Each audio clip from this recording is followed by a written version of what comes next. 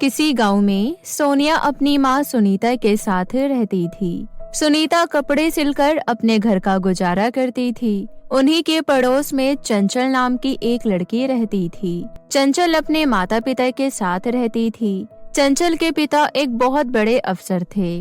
उसके घर में किसी भी चीज की कमी नहीं थी, लेकिन चंचल बहुत ही घमंडी और जिद्दी लड़की थी। चंचल और सोनिया एक ही कॉलेज में पढ़ते थे। चंचल अपनी कार से कॉलेज जाया करती थी और सोनिया अपनी साइकिल से। चंचल सोनिया को बात बात पर चिढ़ाती रहती थी और हमेशा उसका मजाक उड़ाती थी। सोनिया पढ़ने लिखने में बहुत होशियार थी। वहीं दूसरी ओर चंचल हमेशा दोस्तों के साथ क्लब में पार्टी करती रहती थी। एक दिन उनके कॉलेज में सुशांत नाम के एक लड़के ने एडमिशन लिया। सुशांत बहुत ही हैंडसम लड़का था और उसके पिता भी एक बहुत बड़े बिजनेसमैन थे।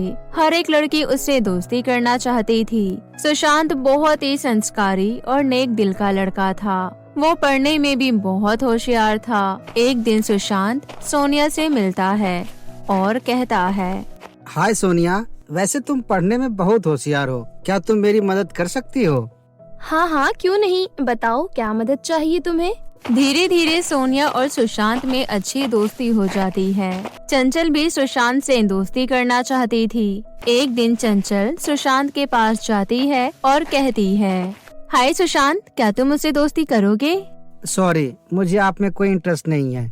इतना कहकर सुशांत वहाँ से चला जाता है। तेरी ऐसी की तैसी कमीने, तूने मुझे ना कहा। चल मैं भी देखती हूँ तुम मुझसे कब तक दोस्ती नहीं करेगा।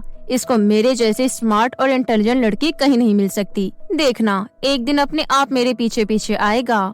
इसी तरह काफी समय बीत गया। चंचल हमेशा सुशांत से बात करने की कोशिश करती रहती थी, लेकिन सुशांत हमेशा उसको इग्नोर करके चला जाता था। एक दिन चंचल सोनिया और सुशांत को साथ में देख लेती है। अरे, इस पगलेट को ये भिखारी नहीं मिली थी क्या? मैं कब से इससे बात करने की कोशिश कर रही हूँ, लेकिन एक यही लड़का है जो मुझे भाव नहीं देता और इस भिखारिन से देखो कैसे लगा पड़ा है। धीरे धीरे करके सुशांत और सोनिया की दोस्ती प्यार में बदल गई। इसी तरह काफी दिन बीत जाते हैं। अब उन लोगों का कॉलेज भी खत्म हो चुका था। सोनिया, अब तो हमारा कॉलेज भी खत्म हो चुका है। अब समय आ गया है, अब हमें अपने अपने घर में एक दूसरे के बारे में बता देना चाहिए। लेकिन सुशांत, आप लोग बहुत अमीर हो और हम गरीब। अगर आपके घर वाले शादी के लिए नहीं माने तो? अरे ऐसा कुछ नहीं है, मेरे घर वाले बहुत अच्छे हैं। उन्हें अमीर गरीब से कोई फर्क नहीं पड़ता। उन्हें तो बस एक अच्छी बहू चाहिए। मुझे पूरा विश्वास है कि वो लोग मान जाएंगे। उसके बाद दोनों अपने अपने घर में बात करते हैं। दोनों के घर वाले मान जाते हैं। इस तरह उनका रिश्ता भी पक्का हो जाता है। कुछ दिनों बाद सोनिया और सुशांत की शादी तय हो जाती है। जब वो बात चंचल को पता चलती है तो वो आग बबूला हो जाती है। क्या इस भिखारिन की शादी सुशांत से हो रही है? मैं किसी भी कीमत पर इन दोनों की शादी नहीं होने दूंगी। सुशांत से सिर्फ मेरी शादी होगी। मैं भी देखती हूँ मेरे होते हुए कैसे शादी होती है। सोनिया की माँ सोनिया के लिए एक बहुत ही सुंदर लहंगा खरीद कर लाती है। तभी वहाँ पर चंचल आ जाती है। अरे चंचल, तुम बिल्कुल सही समय पर आई हो। ये देखो मेरी शादी का लहंगा। हाँ, बहुत अच्छा है। वैसे मुझे कुछ काम है सोनिया, मैं फिर कभी आती हूँ। इतना कहकर चंचल वहाँ से चली जाती है। हे भगवान, क्या करूँ मैं ऐसा जो इन दोनों की शादी ना हो। कल इस भिखारिन की शादी है मेरे सुशांत से। रात को चंचल चुपके से सोनिया के घर में जाती है और चुपके से सोनिया के लहंगे में आग लगा देती है। अब देखती हूँ कैसे होती है इस भिखारिन की शादी।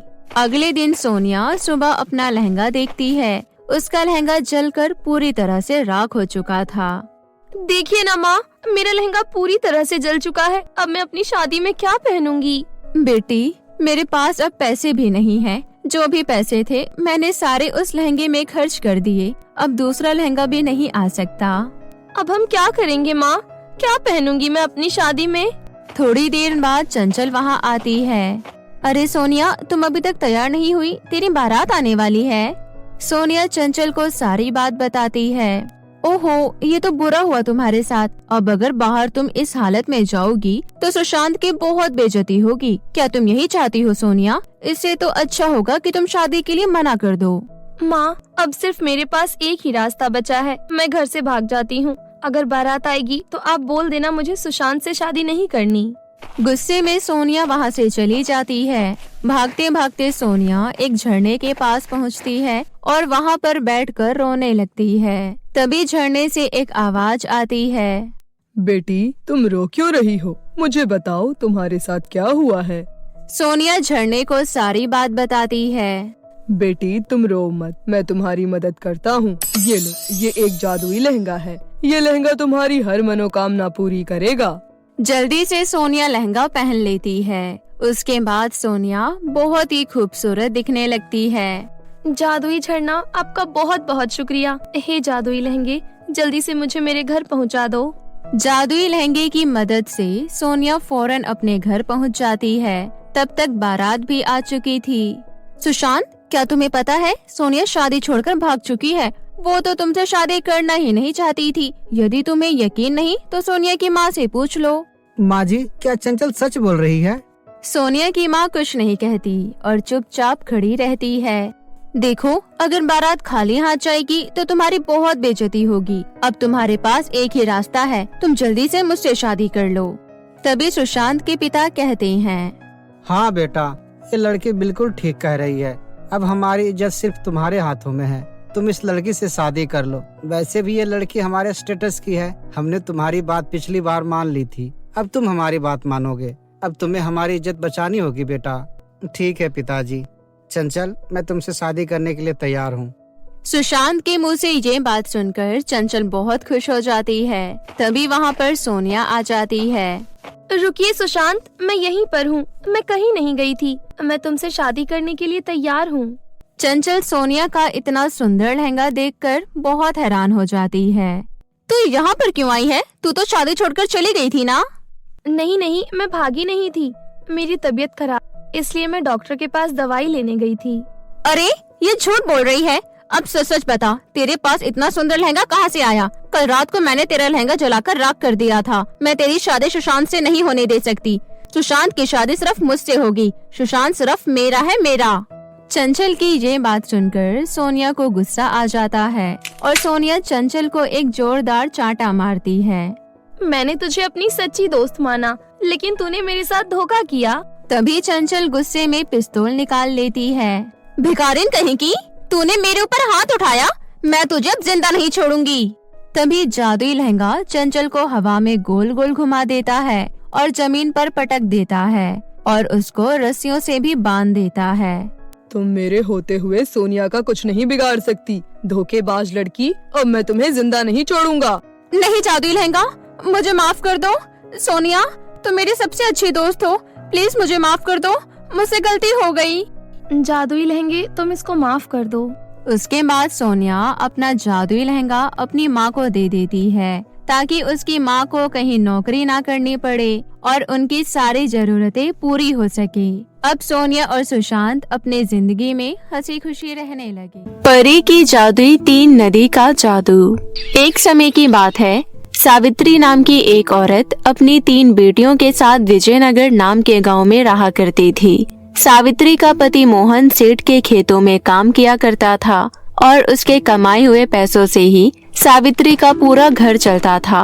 परंतु छोटी उम्र से ही काम करने के कारण वो बहुत कमजोर हो चुका था। इसलिए एक दिन जब वो खेतों में काम कर रहा था तो अचानक ही उसे चक्कर आते हैं और थोड़ी ही देर बाद उसकी अचानक ही मृत्यु हो जाती है। सावित्री को जब ये बात पता चलती है तो उसकी तो पूरी दुनिया ही उजड़ जाती है। परंतु उसकी 3 बेटियां भी थी जिसका उसे ख्याल रखना था। इसलिए वो खुद को संभालती है और पूरे घर को संभालने का जिम्मा अपने ऊपर ले लेती है। सावित्री की 3 बेटियां थी जिसमें से सबसे बड़ी थी आंचल, उससे छोटी प्रिया और मीनू। आंचल बड़ी होने के साथ साथ समझदार भी थी। वो अपनी माँ की दुख, घर की परेशानियों और बाकी सभी चीजों को बड़ी समझदारी से समझती थी। जबकि दूसरी ओर प्रिया और मीनू को केवल अपने आप से ही मतलब रहता था। उन्हें फर्क नहीं पड़ता था कि उनके घर में कैसी स्थितियां हैं, क्या चल रहा है क्या नहीं। बस उन्हें जो चाहिए होता था वो चाहिए होता था। घर का खर्चा रोजी रोटी चलाने के लिए सावित्री सब्जी बेचने का काम शुरू कर देती है। वो गर्मियों की धूप में इधर से उधर सब्जी बेचती है और घर का खर्चा चलाती है, परंतु वो इतना कुछ कर भी अपनी दोनों छोटी बेटियों प्रिया और मीनू को खुश नहीं कर पाती थी, क्योंकि उन दोनों की डिमांड ही कभी पूरी नहीं होती थी। ऐसे ही एक दिन जब सावित्री सब्जी बेचने जाती है तो उसकी एक भी सब्जी नहीं बिकती। पूरे दिन वो इधर से उधर घूमती रहती है, लेकिन कोई फायदा नहीं होता। शाम के वक्त वो सोचती है, मेरी तो कुछ समझ में ही नहीं आ रहा है कि मैं क्या करूं। वहाँ घर पर मेरे बच्चे भूखे बैठे हैं और यहाँ मेरे पास उन्हें खिलाने के लिए कुछ भी नहीं है। मुझे तो प्रिया और मीनू ने कहा था कि मैं उनके लिए बर्गर लेकर आऊं और यहाँ मेरे पास सूखी रोटी के पैसे भी नहीं हैं। हे भगवान, ये तो हमें कैसे दिन दिखा रहा है। सावित्री ये सोच रही होती है कि तभी उसे सामने एक अमीर औरत दिखाई देती है जो अपने घर का बचा हुआ खाना एक गाय को डाल रही थी। सावित्री भागती हुई उस औरत के पास जाती है और कहती है, मेम साहब, अगर आपके पास ये खाना अतिरिक्त बच गया है तो कृपया करके मुझे दे दीजिए। देखिए, मैं भिखारन नहीं हूँ, मैं मेहनत करके सब्जी बेचती हूँ, लेकिन आज मेरी एक भी सब्जी नहीं बिकी है और मेरे बच्चे घर पर भूखे हैं, इसलिए मुझे खाने के लिए आपके आगे हाथ फैलाने पड़ रहे हैं। कोई बात नहीं, ये खाना तुम ले जाओ। वैसे भी ये खाना मैं गाय को डाल रही थी। अगर तुम्हें चाहिए तो तुम रख लो, और अगर तुम्हें पैसे की जरूरत है तो मेरे घर पर आ जाओ। मेरे घर पर आज एक पार्टी थी, तो उस पार्टी के बाद घर पर काफी कचरा फैल गया है और काफी सारे बर्तन भी है। अगर तुम उन्हें साफ कर दोगी तो मैं तुम्हें कुछ पैसे दे दूंगी। सावित्री उस औरत की बात मानती है और उसके घर पर चली जाती है और सारा काम कर लेती है, जिसके बाद वो औरत सावित्री को कुछ पैसे दे देती है। खाना और पैसे लेकर सावित्री जैसे ही घर आ रही होती है तो एक गाड़ी आकर सावित्री को टक्कर मार देती है। टक्कर जोरदार नहीं थी, इसलिए सावित्री की जान बच जाती है, परंतु उसे काफी चोटें आती है। कुछ लोग सावित्री की मरहम पट्टी कराकर उसे घर पहुंचा देते हैं। अपनी माँ को इस हालत में देखकर आंचल की तो जैसे सांसें अटक जाती है और वो अपनी माँ से कहती है, ये क्या हो गया माँ तुम्हें? तुम्हें इतनी सारी चोटें कैसी आई? ये सब हम लोगों की गलती है, हमारी वजह से ही तुम बाहर जाती हो। ऐसा नहीं है मेरी बच्ची, ये तो भगवान की मर्जी है, जो होना होता है वो होकर ही रहता है। तभी प्रिया कहती है, माँ तुम भी कमाल करती हो, ना तो हमारे लिए तुम बर्गर लेकर आई, ना ही कुछ ढंग का खाना, और ऊपर से चोट लगवाकर तुम और बैठ गई। हाँ प्रिया दीदी बिल्कुल सही कह रही हैं। हमारा बर्गर खाने का कितना मन था, लेकिन नहीं, आपका ये ड्रामा शुरू हो गया। तुम दोनों को बिल्कुल भी शर्म नहीं आती इस तरह की बातें करते हुए। एक तो माँ को इतनी चोट लग गई है और तुम्हें अभी भी अपने बर्गर की चिंता लगी हुई है। कोई बात नहीं आंचल, ये दोनों अभी छोटी हैं, इनमें समझ नहीं है, इसलिए ऐसी बातें कर रही हैं। बड़ी होंगी तो समझदार हो जाएंगी। नहीं माँ, बहुत हो चुका है। ये आपकी मेहनत आपके दुख दर्द को बिल्कुल नहीं समझते, क्योंकि इन्हें घर बैठे बैठे सब कुछ मिल जाता है। इन्हें बाहर की दुनिया की कोई समझ नहीं है। अगर ये एक दिन भी बाहर खाने के लिए भटके तब इन्हें पता चलेगा कि आपकी क्या अहमियत है। माँ, आज से आप घर पर रहेंगी और मैं, मीनू और प्रिया खाने का इंतजाम करेंगे, और इसके लिए हम कल से शहर में काम ढूंढने जाएंगे। पर आंचल। नहीं माँ, अब और नहीं, आपको मेरी बात माननी होगी, और तुम दोनों को भी, समझी? अगले दिन आंचल प्रिया और मीनू को लेकर जंगल के रास्ते से शहर की तरफ निकल पड़ती है। प्रिया और मीनू को आंचल पहले से ही पसंद नहीं थी, लेकिन जो कल हुआ उसके बाद से तो मीनू और प्रिया आंचल से नफरत करने लगी थी। जंगल के रास्ते में वो लोग आपस में बात कर रहे थे। मुझे तो समझ ही नहीं आता कि ये आंचल की बच्ची अपने आप को समझती क्या है। अगर हमसे बड़ी है तो क्या हम पर रोब जमाएगी, हमसे काम करवाएगी? हाँ प्रिया दीदी, आप बिल्कुल सही कह रही हो। अब हम क्या इस उम्र में काम करेंगे? ये सब काम तो माँ को ही करने चाहिए, लेकिन ये आंचल की बच्ची हमें भी काम करवाने के लिए शहर ले जा रही है। मुझे नहीं जाना कहीं भी काम करने के लिए। तू चिंता मत कर, हम कहीं नहीं जाएंगे काम करने के लिए। बल्कि मैं तो कहती हूँ अभी जंगल के रास्ते में कई खतरनाक जानलेवा जानवर होंगे, हम इस आंचल के बच्चे को उन्हीं जानवरों के सामने फेंक देंगे, फिर ये जाने और वो जानवर जाने।